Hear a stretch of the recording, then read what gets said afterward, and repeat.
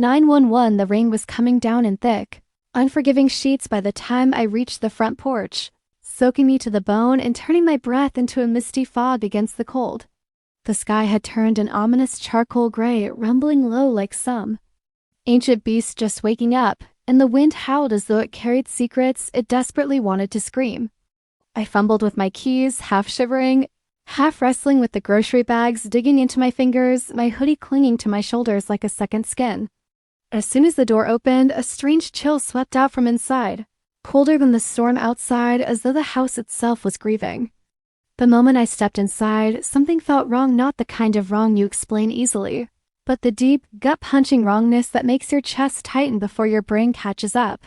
No sound greeted me, not the usual low hum of my grandpa's TV reruns of black and white westerns, not the gentle creak of his wheelchair against the wooden floor, not even the faint hiss of his breathing machine if he'd fallen asleep in the living room again.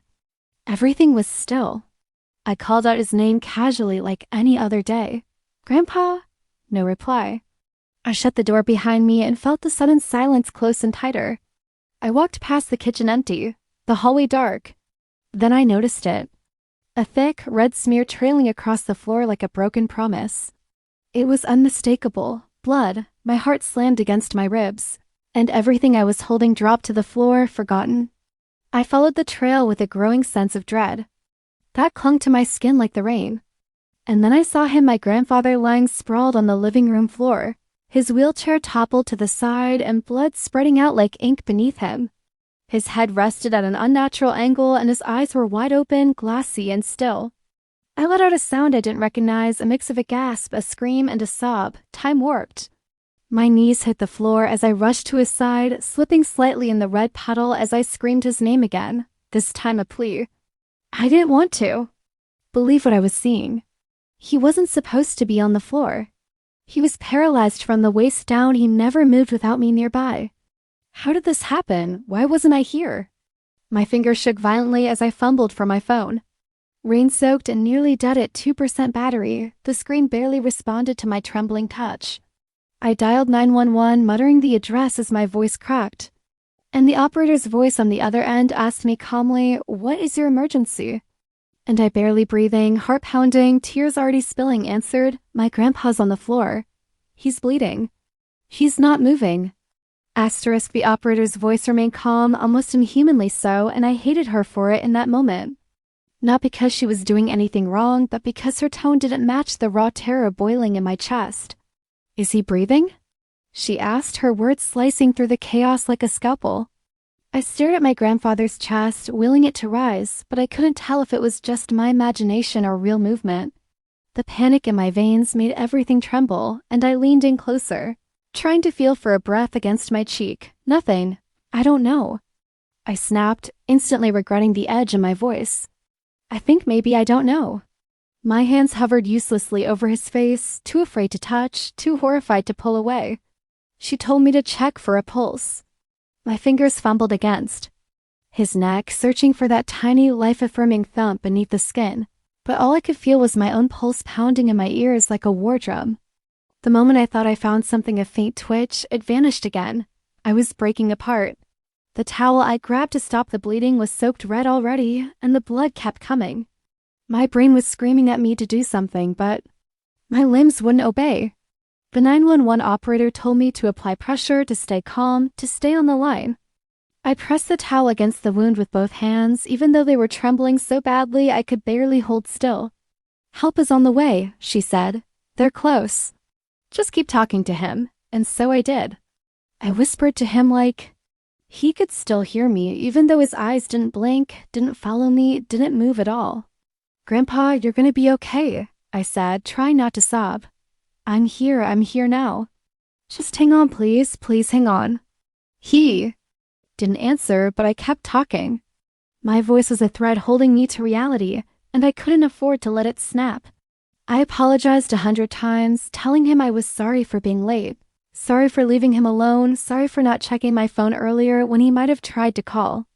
I apologized for every second I wasn't there to stop whatever had happened. I kept asking him what happened, even though I knew he couldn't answer. Was it a fall? Did he try to reach something too far? Did something startle him? My eyes darted around the room, looking for clues. His glasses were shattered a few feet away, his phone on the coffee table out of reach, the rug bunched up near his overturned chair. Everything pointed to an accident. But there was something deeper gnawing at me, something worse than the possibility of a fall. The way his fingers were curled, the expression frozen on his face, it didn't look like just a slip. It looked like he was scared, terrified, like whatever happened, he saw it coming and couldn't stop it. And that's when the sick realization began to take root in my chest like rot. What if it wasn't an accident? Asterisk, the minutes between that desperate call and the blare of sirens felt like hours folded into centuries. A thick fog of time where the world outside the house no longer existed. The storm outside had become a dull roar, a background score to the surreal horror playing out in my living room. I clung to my grandfather's hand, not because it would help him medically, but because I needed the contact, the human connection. The last remaining link to a man who raised me from the time I was 7. I remembered sitting on his lap in that same room, watching old war documentaries, him explaining every tactic and map on the screen with the passion of someone who'd never served but lived as if he had. I remembered his strong hands lifting me when I scraped my knees, those same hands now cold and limp in mine. The storm outside intensified, making the windows rattle like the house itself was shivering. My mind wandered into dangerous territory thoughts. I couldn't afford to entertain, but couldn't suppress either. What if this was his last moment? What if this bloody, cruel scene was the last page of a story that had once been so full of love, discipline, and quiet strength? The more I thought, the more I spiraled. Had he tried to get something himself instead of waiting for me to come? Home? He hated being dependent, always grumbled about becoming a burden, even though I told him countless times he wasn't. Was this his attempt to reclaim some shred of independence? And if so, was I the reason this happened? My chest hurt, in a way I hadn't known was possible. I could feel my heart trying to hammer its way out, as if it too wanted to escape the nightmare. I kept talking to him, even though it felt more like talking to myself. You're gonna make it. You're strong. You're stronger than this. I didn't know if I believed it, but I needed to say it. Every time I thought about losing him, my throat closed like a fist. I had no one else, no siblings, no parents I could count on. Just him. He'd been my family when no one else stepped up. And now, bleeding and broken on the floor, he looked so far away like he was already halfway gone. That was when I heard the distant wail of the ambulance cutting through the rain like a blade. Relief and fear collided in my chest. I ran to the front door, flinging it open as the paramedics pulled into the driveway, their headlights slicing through the mist. I waved them in frantically, my voice barely above a whisper as I pointed toward the living room. My body felt like it was moving underwater, every motion delayed, every thought trailing behind reality. The paramedics rushed past me, their equipment bags bouncing, voices clipped and authoritative. They asked me questions. How long had he? Then like this, did he have any known conditions, what medications he was on, but my answers came out in stammers. I felt like a child trying to explain why he broke something he was told to protect. One of them knelt beside my grandfather, fingers at his neck, eyes scanning vitals, calling out numbers I didn't understand. The other gently moved me aside and told me they'd take over. But I didn't want to let go. I stood in the corner, soaking wet and shaking, watching strangers try to breathe life back into the man who meant everything to me. And for the first time in my life, I realized what true helplessness felt like. Not sadness, not worry, but utter, paralyzing helplessness. Asterisk? They moved quickly, efficiently, like this was just another call in a long, brutal string of emergencies that blurred into one another, but to me, every second they touched him felt like a violation and a lifeline at the same time. They rolled him onto his back with a level of care that told me they knew how fragile he was. And when I saw his face again, his gray, pale skin under the harsh fluorescent lights, it almost didn't look like him. The strong, weathered man who used to carry a toolbox heavier than I was now looked like a shattered version of himself, hollow and motionless. The paramedics worked in silence, speaking only in clipped codes and commands, heart rate this, pressure that. They pulled out machines, applied sticky pads to his chest, checked oxygen, covered his forehead with thick gauze to slow the bleeding. One of them injected something into his arm while the other recorded readings on a tablet. I stood there, gripping the doorframe like it was the only thing anchoring me to the world. I kept trying to catch one of their eyes, looking for a sign, a nod, anything to tell me he'll be okay. But they were trained not to give hope too early. They just worked. The female paramedic finally looked up and said, "We're taking him to County General. Can you follow us?" I nodded dumbly. They wheeled him out the door, down the ramp we built after his stroke, and into the ambulance. I followed like a ghost, barely aware of the rain slamming into my face again. My hands were numb. I got into my car and started. The engine following the glowing red taillights of the ambulance through the storm-soaked streets. It felt like chasing fate itself. My thoughts were spiraling the whole time. What if I never hear his voice again? What if the last thing he remembers is lying alone on the floor in pain and fear with no one there to help? I couldn't get that image out of my head. And the guilt, oh God, the guilt was worse than the fear. I kept thinking about all the times he asked me to come home early and I brushed it off. All the times I left him with a pre-cooked meal and didn't stay to eat with him. All the moments I wasted on my phone instead of sitting next to him just talking. You always think there's more time. You always believe that the people you love will be there tomorrow. But all it takes is one moment, one accident, one fall, one silence too long to destroy that illusion forever. I don't remember most of the drive. Just the sound of the wipers, the click of the turn signal, and the rising panic in my lungs like I was drowning on dry land. When I pulled into the hospital parking lot, the ambulance was already at the bay. I ran inside, slipped on the wet floor, caught myself just barely, and screamed his name at the receptionist, trying to explain through gasps that I was family, that I needed to know what was happening. They directed me to the emergency surgery waiting area, and that's where I sat soaking wet, trembling, shoes squeaking with every nervous shift, waiting to hear whether the man who raised me was going to survive the night, asterisk the emergency. Waiting room was cold in a way that had nothing to do with the air conditioning. The chairs were hard plastic, spaced just far enough apart to discourage closeness, but not far enough to allow privacy. A flickering television mounted in the corner played some muted news broadcast, the scrolling headlines irrelevant to everyone. In that room, I sat there soaked, the damp from my clothes seeping into the seat beneath me, arms wrapped tightly around my chest as if I were trying to hold myself together, literally. Around me were other people in varying states of quiet panic. A woman holding a sleeping child and crying softly into her sleeve, a teenager pacing in circles while biting his nails, an old man muttering prayers under his breath.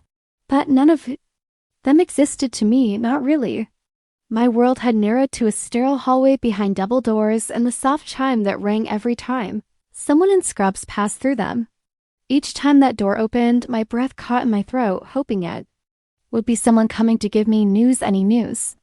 Good or bad, just something real to hold on to.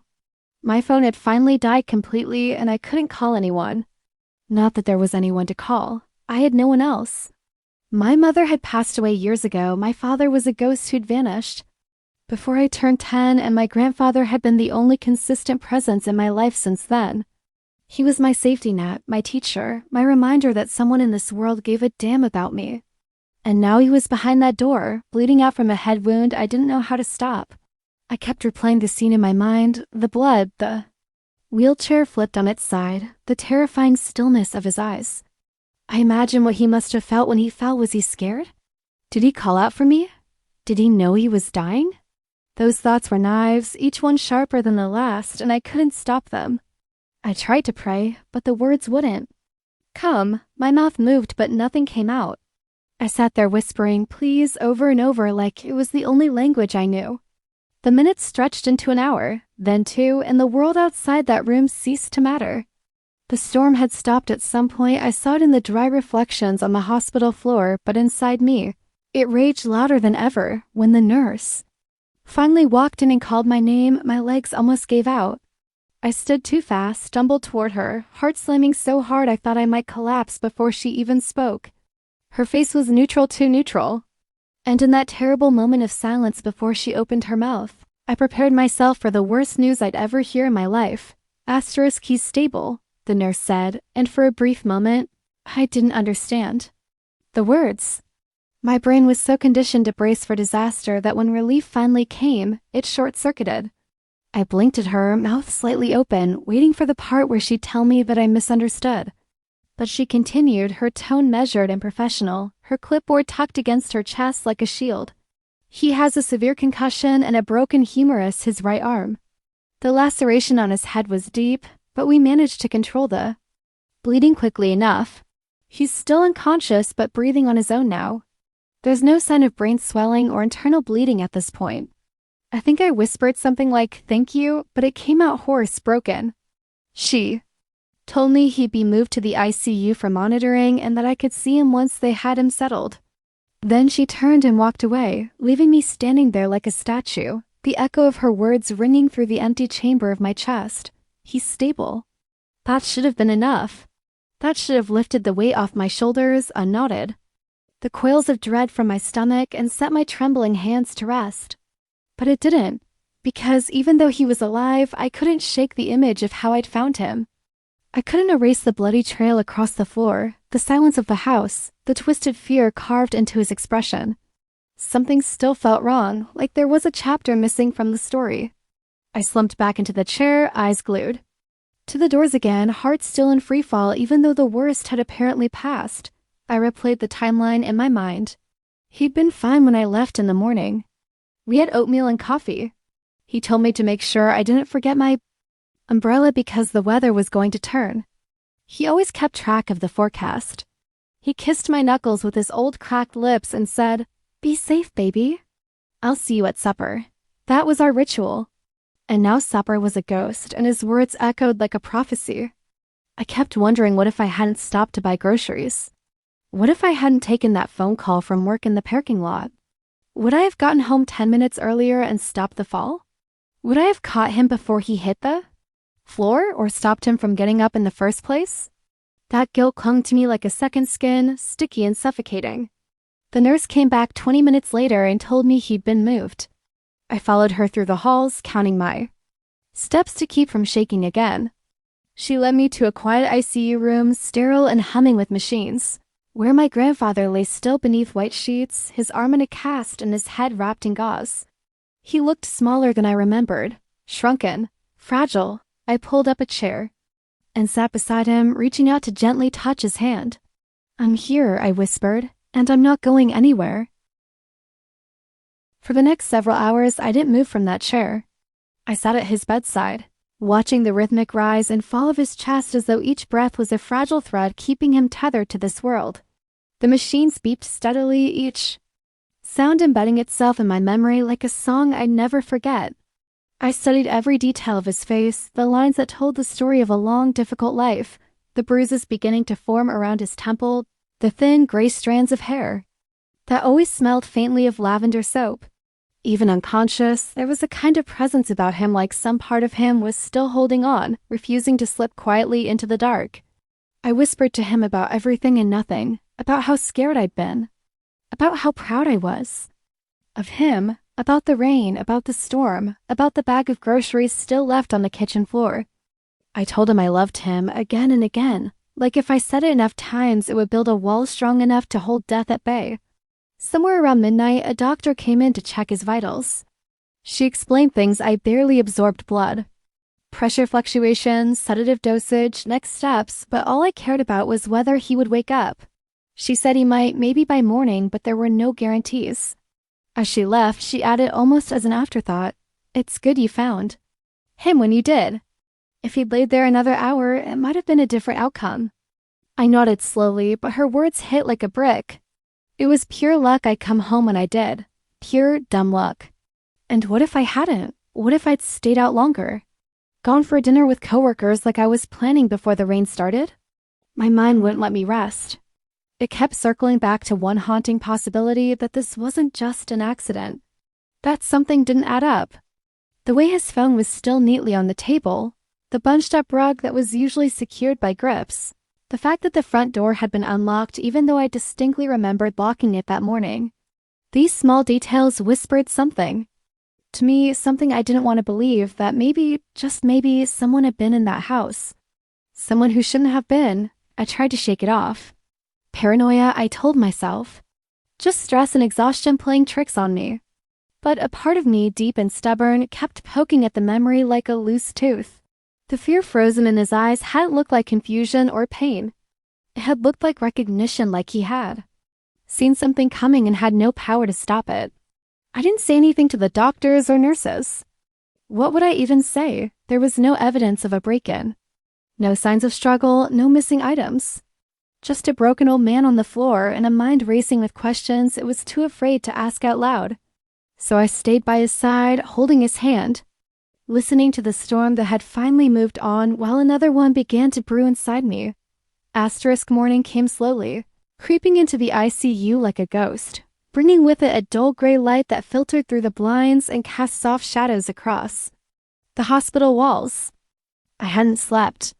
I couldn't. My body ached from sitting so long in that hard plastic chair, but I didn't care.